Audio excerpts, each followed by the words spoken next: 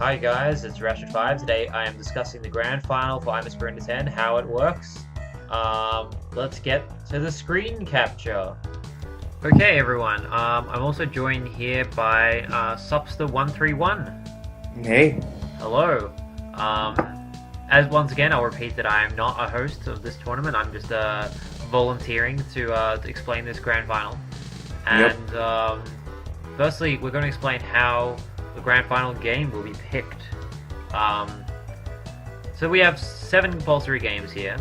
Now, let's just firstly mention that the Grand Final doesn't actually have to be these 7 compulsory games. If all the competitors decide to do a non-compulsory game, say Ratchet and Clank or something, they can. Although this probably won't happen, and if any one competitor says they don't want to do this, then instantly that will not be allowed, and it will be between the compulsory games. Now, the first way that the compulsory games are picked are people deciding which compulsory game they want to pick. If all the competitors, once again, agree to a game, it will be that game.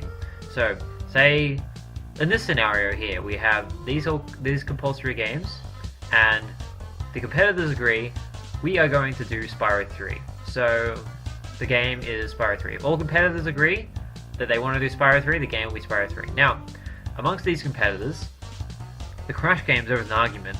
Some people want to do Crash 2, some people want to do Crash 3. Now, they all decide that they really don't want to do CTR. So CTR is cut out.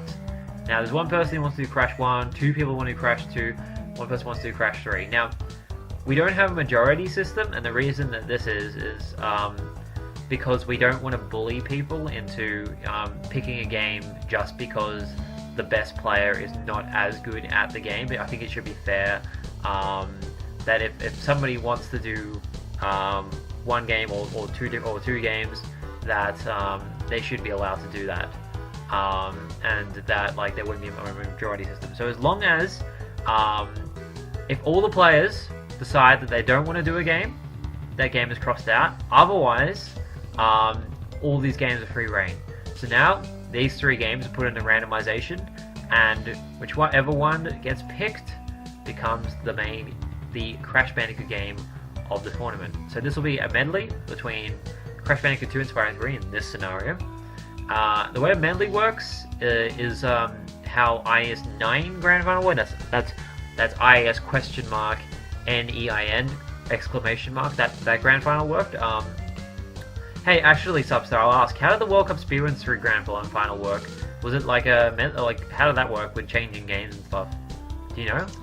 I didn't follow it, so no. Oh, okay, alright. I know they did the same thing when they did a Spyro and a Crash game. I don't know what happened though. Anyway, there'll be a medley. I guess I could explain that. Maybe I'll do that at the end of the video because I'd rather not waste time for the people who actually know how that works. But it's pretty simple and it works pretty well because we did 3 games in IS9, so it's not a clusterfuck. It actually worked really well. So it will be fine. Anyway, so moving on.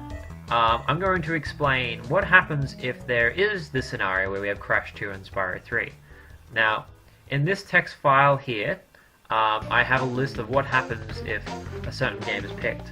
Now, in this scenario,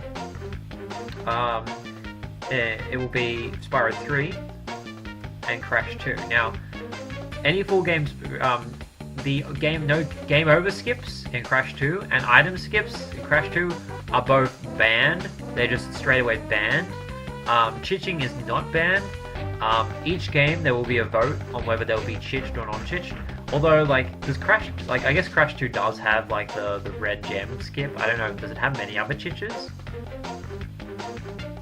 No, I don't think so. Just game, death abuse and stuff. Well, that vote will death abuse. I don't think that's not really a glitch. That's just a thing. So yeah, that vote will probably be irrelevant. But there will be a vote on if Spyro 3 will be chitched or not chitched. Now, if Spyro 3 chitched is picked, Spyro 3 end user, then it will be Crash 2, and in Spyro 3 you'll have to collect another extra 30 eggs, because in any percent non-chitched, I don't think you have to collect any eggs, or you have to collect 5 or something like that. It's not very many at all. Now, if it ends up being non-chitched, then Crash 2 will in the game Crash 2 will have an extra 4 color gems and 15 clear gems. So in Crash 2 you have to get that.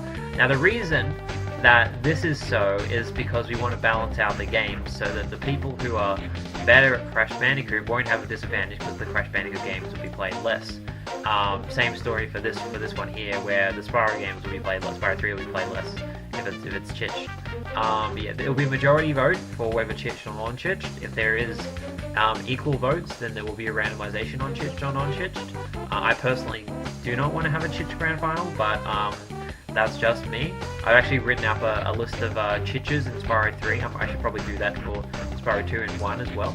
That I've been using in my speedrun, my actual like Spyro 3 80% chitch speedrun. So yeah, that list will, I don't know, it might be in the description or something. I'm not gonna put it on this video. Anyway, so Spyro 3, 100 eggs chitch. This is also another category we could do. I guess it's up to the competitors to decide what they want to do here. That's different to this one. This one is like, it's still chitch, but you have to collect 100 eggs. So I guess we'll we'll do the same kind of strategy we do for other things, working out if people want that. Yeah, so there's all the other categories are here. Say if it's Spyro 1, any percent, because Spyro 1 is almost as about a bit slightly longer than the Crash game. We've just made it that you just if Spyro 1 is picked, then it will just be Crash 2 any percent. There'll be no other things, of course, like no game over skip. But in the Crash 1 there'll be an extra 5 clear gems you have to get, which is pretty easy anyway. So yeah, like this is the full list. So yeah, the games will be balanced out. Now I know there was like another 1 or 2 things we had to talk about subs during that Skype chat. Can you fetch that list up for me, please? What would that be? Actually, I'll try and find it just in the meantime. It's like right at the start. The length of the full game? Well, no, that's what I just talked about then. Voting on the order, grand final. Oh, that's right. There will also be a vote, once again, a majority vote on the order of how the grand final will be played. It would be pretty like irrelevant because like it's just, you know, the order. It's not like it doesn't really change anything, but like there'll be a vote on that, and once again, if it's tied, there'll be a randomization for that. Oh yeah, and also there will be an extra thing in the grand final that will be put in probably about 20 minutes before the grand final starts, just something really small, just to prevent people from cheating. Something you just have to do during the grand final, which is very small, but like can't be kind of thought about beforehand. And I think that's about it. I know this is probably like more complicated than you expected, but you know, it is actually pretty simple. I'll explain the medley system, how that works. So what happens is that when someone finishes a game, they say done, done, done, done, done, done. Everyone pauses their game. If someone's in the middle of a cutscene or something, they just pause when they finish being in that cutscene, and like the time that they didn't pause will be deducted from their time at the end, or added to the time at the end, whatever. Which will only be minute, seeing there's no cutscenes or anything in Crash 2 very rarely. Or Spyro for that matter, there's only like a small bit where you can't pause. Anyway. Yeah. And also people like are in like a bad location, they can wait a little bit before they pause, like 5 seconds or something. Like say if they're like facing a boss and they're about to die, they can just wait a couple of seconds before pausing. That's okay. Anyway, so everyone pauses, and then the person who had finished the game switches games, and then they do a countdown of when they're going to start that game for everyone to unpause. 5, 4, 3, 2, 1, and everyone unpauses. Now this happens 4 times during the run, when everybody switches games, and it's worked fine in IAS9, as I discussed earlier. That was 3 games in that grand final, so you had to do the pausing thing 8 times, and that was fine. It was only a little bit of a clusterfuck, but it worked perfectly okay. So it should be fine for this grand final. But yeah, I'm looking forward to this grand final, because I don't know, it's going to be quite competitive. It's going to be quite interesting having like a Spyro and a Crash grand final. Like you'll have like things where like Slapster's like ahead by like 20 minutes in Crash, and then like, you know, me and Luke start catching. Actually, no, Luke's really good at Crash. Never mind. But like me and I'll start catching up and everything. But yeah, Luke's probably gonna win. Yeah. We're just saying that now. Unless like Luke goes easy on Stick Kids, Luke's probably gonna win. Let's hope. Yeah, I'm really scared about Luke in the grand final. Why do they have to like put him back in round 3? Why do they have to do that? No, I think he deserved. I think he deserved to be back in. And Yeah. anyway, so I think that's it. If there's any questions, just post in the comments. Of course, like you don't really kind of need to know all this stuff if you aren't going to be in the grand final. I guess people who are interested can know, but it's just I'm just putting this up here in case I end up being in the grand final. There won't be any like conflict of interest where people say oh, you made those rules up to suit yourself. I'm just doing that before I even like He hasn't even done his match yet. I haven't even done my match against Minor Doctor, so I'm not even sure if I actually will be in the grand final. So so yeah, like it's not a conflict of interest. It's just me deciding the rules beforehand.